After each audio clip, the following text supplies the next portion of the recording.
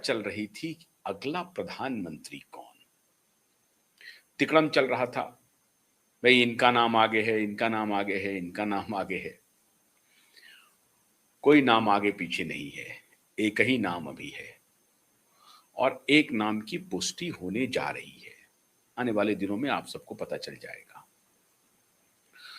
और उसकी कवायद शुरू हो गई है। हाँ, अब ये और बात है कि अगला प्रधानमंत्री मोदी जब रिटायर कर जाएंगे तभी बन पाएंगे, या मोदी के पहले, मतलब मोदी सत्ता से जाते हैं या मोदी रिटायर करते हैं, उसके पहले किसी व्यक्ति के नाम के आगे में प्रधानमंत्री शब्द तो जुड़ेगा, लेकिन उसके पीछे डिप्टी जुड़ जाएगा। इसकी कवायद शुरू हो गई है। और जब मोदी, जो बिल्कुल प्रधानमंत्री, उनके आगे पीछे तो कोई डिप्टी लगा नहीं है, जब वो प्रधानमंत्री से हटेंगे तो ये डिप्टी जो है वो प्रधानमंत्री हो जाएंगे। तो अब आप समझ लीजिए, भारत का 8वां डिप्टी प्राइम मिनिस्टर मिलने वाला है भारत को। एलिवेशन हो जाएगा उनका, एलिवेट कर दिया जाएगा। वैसे वो सेकंड इन कमान हैं, लेकिन अब आप प्रशासन में जब आप संकेत देना चाहते हैं, अभी तक ये नहीं चल रहा है कि भाई सेकंड इन कमांड हैं नहीं हैं, पॉलिटिकली तो ऐसा लग रहा है कि हैं, लेकिन प्रशासनिक रूप से सेकंड इन कमांड आप इसका जब संदेश देते हैं तो आप डिप्टी प्रधानमंत्री जैसे पद का आप जुगाड़ कर लेते हैं। और डिप्टी प्रधानमंत्री का पद संवैधानिक पद नहीं है, यह भी ध्यान रखिए आप। और अब के पहले जब मैंने 8 कहा तो 7 कौन हुए? अब सबसे पहले तो 1947 में ही डिप्टी प्राइम मिनिस्टर हो गए, जिसे आप होम मिनिस्टर भी कहते थे, सरदार वल्लभ भाई पटेल, 1947 से 1950 तक।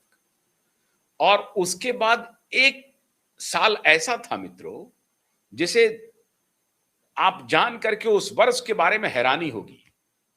1979 से लेकर के 1981 के बीच में 3 डिप्टी प्राइम मिनिस्टर हो गए, एक प्राइम मिनिस्टर भी बदल गए। जो डिप्टी प्राइम मिनिस्टर थे वो प्राइम मिनिस्टर बन गए और उसके बदले में फिर डिप्टी प्राइम मिनिस्टर हो गए। जगजीवन राम भी बन गए डिप्टी प्राइम मिनिस्टर। उसी साल चौधरी चरण सिंह डिप्टी प्राइम मिनिस्टर थे, प्राइम मिनिस्टर एलिवेट हो गए।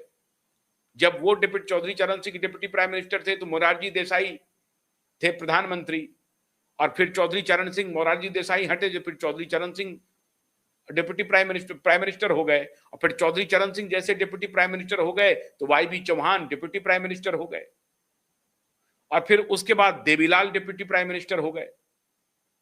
1900, वो देवीलाल तो बाद में हुए, लेकिन 1989 के बीच में हुए। लेकिन 1979 से 1980 के बीच में 3 डिप्टी प्राइम मिनिस्टर बदलते चले गए। डिप्टी प्राइम मिनिस्टर 3 हो गए, जगजीवन राम हो गए, चौधरी चरण सिंह हो गए, वाई.बी. चौहान हो गए, और जो इंदिरा के कैबिनेट में 1967 में पहली बार, 1967 से लेकर के 1970 तक जब इंदिरा प्रधानमंत्री थी तो मोरारजी देसाई बने डिप्टी प्राइम मिनिस्टर। तो कितने हो गए?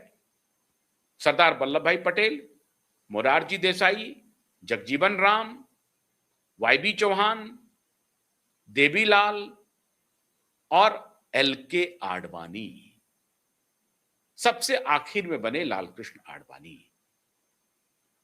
अक्टूबर 1999 में भारतीय जनता पार्टी की सरकार बनी, फुल फ्लेजेड, एक समझिए, जो कि 5 साल चली। उसके पहले भी 96 में बनी, 99 में बनी 2 बार, लेकिन अक्टूबर 1999 में जो सरकार बनी वो 5 साल चली।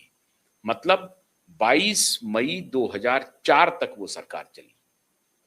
और 2002 में एक ऐसा घटनाक्रम हुआ जो भारतीय जनता पार्टी के लिए भविष्य का दरवाजा खोल दिया, और आज वो दरवाजा खोला जा रहा है। जब अक्टूबर 1999 में सरकार बनी, तब से लेकर के 2002 तक में 2 साल का, अक्टूबर आखिर में ही समझिए नवंबर दिसंबर 2 महीने का वक्त था, उसके बाद तो जनवरी ही आ गया। तो 2 महीने 2 साल के तुरंत 2 साल के बाद मतलब ऑलमोस्ट मिड टर्म कह लीजिए, मिड टर्म में एक प्रकार से एक चेंजेस हुआ, प्रशासनिक परिवर्तन। जो फिर मैं कह रहा हूं कि डिप्टी प्राइम मिनिस्टर हमारे यहां संवैधानिक पद नहीं है। बस ये इससे मैसेजिंग दी जाती है, संदेश दिया जाता है कि भाई अब जो है प्रधानमंत्री वो हैं और दूसरे प्रधानमंत्री की रेस में ये हैं। मैंने प्राइम मिनिस्टर इन वेटिंग कह लीजिए। एक परंपरा और चलती थी संसदीय राजनीति में कि जो अपोजिशन के लीडर होते हैं वो प्राइम मिनिस्टर इन वेटिंग कहलाते हैं। लेकिन जब सत्ता पक्ष में ही डिप्टी प्राइम मिनिस्टर की कोई बात चल जाए तो समझ लीजिए कि वो प्राइम मिनिस्टर इन वेटिंग हो गया, भले ही उनके नसीब में ये लिखा हुआ नहीं हो। एल के आडवाणी डिप्टी प्राइम मिनिस्टर बने लेकिन उनके नसीब में प्रधानमंत्री बनना लिखा हुआ नहीं था। Morarji Desai deputy prime minister बने लेकिन प्राइम मिनिस्टर भी बने।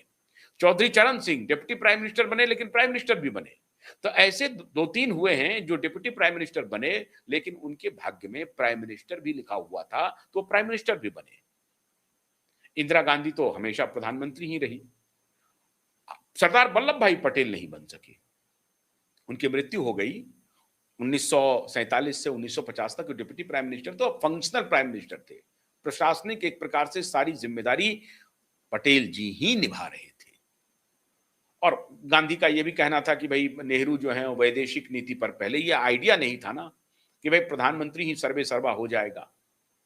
तो गांधी ने कहा कि भाई आप वैदेशिक नीति को संभालिए और देश जो है वो पटेल जी के हाथ में दे दीजिए। और इसलिए देश को उन्होंने अपने तरीके से मजबूत करने की कोशिश की। लेकिन प्रधानमंत्री तो प्रधानमंत्री होता है। लेकिन 1947 से 50 तक में जितना काम कर सकते थे सरदार वल्लभ भाई पटेल उन्होंने किया। हाँ, उनके भाग्य में प्रधानमंत्री लिखा हुआ नहीं था। उसके बाद जो लोग डिप्टी प्राइम मिनिस्टर बने उनमें से 3 लोग तो प्रधानमंत्री बन गए। जगजीवन बाबू भी नहीं बन सके, वाई बी चौहान भी नहीं बन सके, चौधरी देवीलाल भी नहीं बन सके। उनकी भी इच्छा थी। विश्वनाथ प्रताप सिंह के जब प्रधानमंत्री थे विश्वनाथ प्रताप सिंह जी, तो चौधरी देवीलाल आए थे और उनकी कवायद यही थी प्रधानमंत्री बनने की, उनकी आशा भी थी। लेकिन उनकी आशा पर पानी फेर दिया चौधरी देवीलाल की आशा पे विश्वनाथ प्रताप सिंह ने। याद कीजिए मंडल कमीशन उन्होंने लागू कर दिया 1989 में। और मंडल कमीशन जैसे ही लागू हुआ उसके बाद सारा जो जिस नाव की सवारी करना चाहते थे चौधरी देवीलाल, उस नाव को ही झटक लिया विश्वनाथ प्रताप सिंह ने। लेकिन फिर भी उनको वो सम्मान नहीं मिल पाया जिसके लिए उनको कम से कम वो सम्मान मिलना चाहिए था, मिल नहीं पाया। खैर, अब वो बात बीत गई। आज जो विषय है